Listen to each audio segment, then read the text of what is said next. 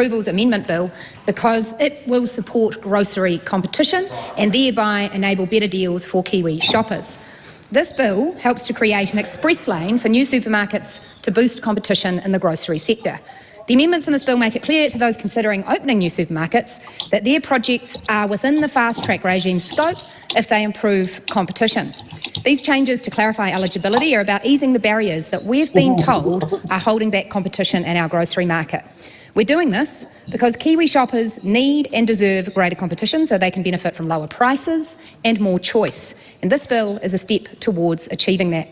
Madam Speaker, the New Zealand Commerce Commission has found that competition in the New Zealand grocery sector is limited.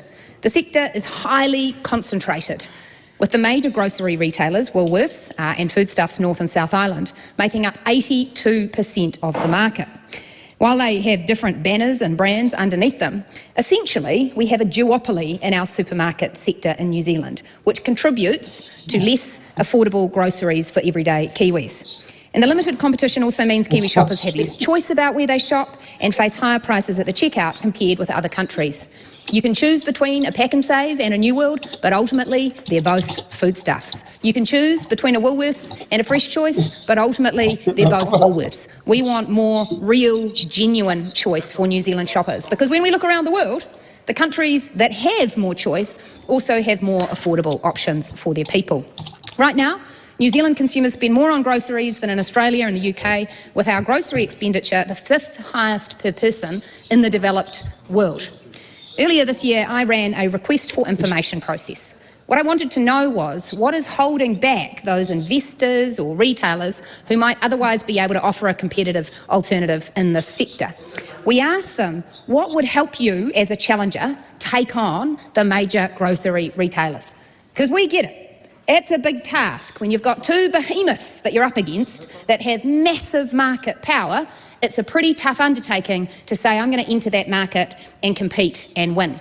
So our position was, if the government has created any barriers or red tape or regulations that are making that task even harder, we have a responsibility to tear that red tape down and ensure we're not standing in the way of competition. Now, we can't compel a new investor to come into New Zealand and start a new supermarket chain. That is not within our powers.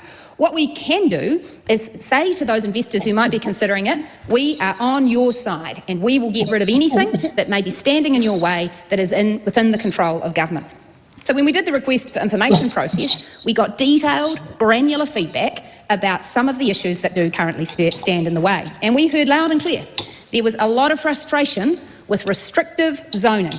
Restrictive zoning that in many parts of the country says there's only this tiny envelope of land in which you are actually allowed to build a commercial retailer, in which you could actually build a supermarket. There may be a huge amount of land in New Zealand that's zoned for other purposes, be it housing or farming or commercial development, but actually in a lot of regions in this country, we actively, currently, because of the Resource Management Act, restrict where people can buy land that can be developed for a supermarket. That's crazy.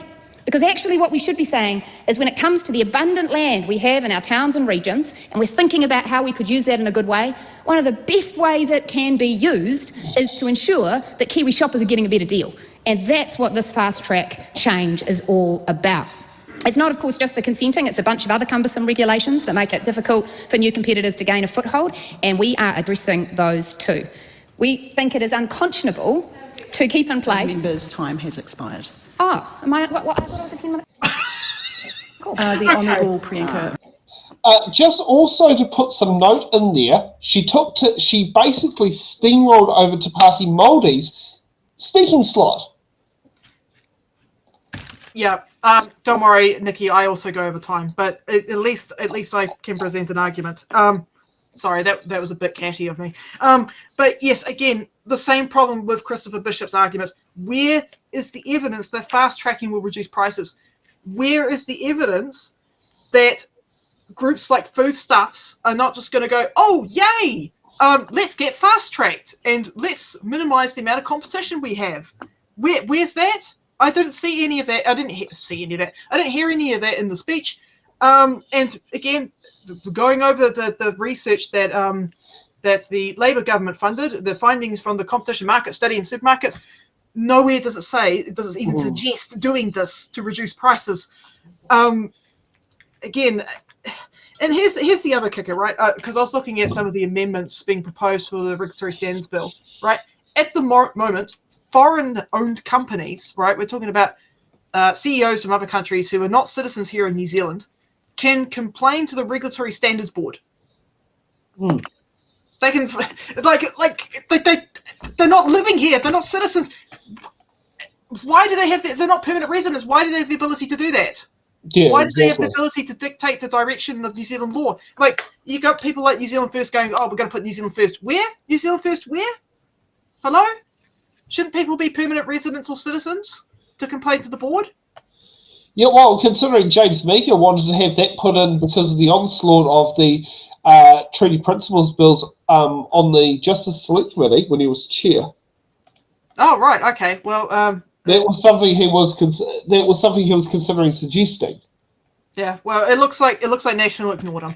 I hate it when that happens. But yes, the fact that we could potentially be paying them out, the government could be potentially paying out the taxpayers, right? It's like, oh, hello, Mr. Foreign CEO from China. Sorry, we did this thing that impacted your profitability. Here's your money. Like, no. What are we doing? Yeah. We've got a party called National and another party called New Zealand First, and they're not putting New Zealand's interests first, and they're not taking our national concerns into interest. Exactly, yeah.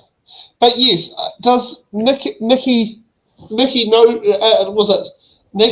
no time left? Did she not realise that on first reading speeches, only the first two speeches are 10 minutes, the rest are 5? Don't worry, I forget to. But anyways, it's just... she was about to sit there and have a whole argument with the speaker over it. Yeah, that would be funny. Bring out the lollies for that. I'm... But I'm a national member. Why can't you sit there and do that, Madam Assistant Speaker? You're national. Yeah, I mean, look, I wish we could have fast-tracked his speech, I'll be quite honest. I would have given approval for that.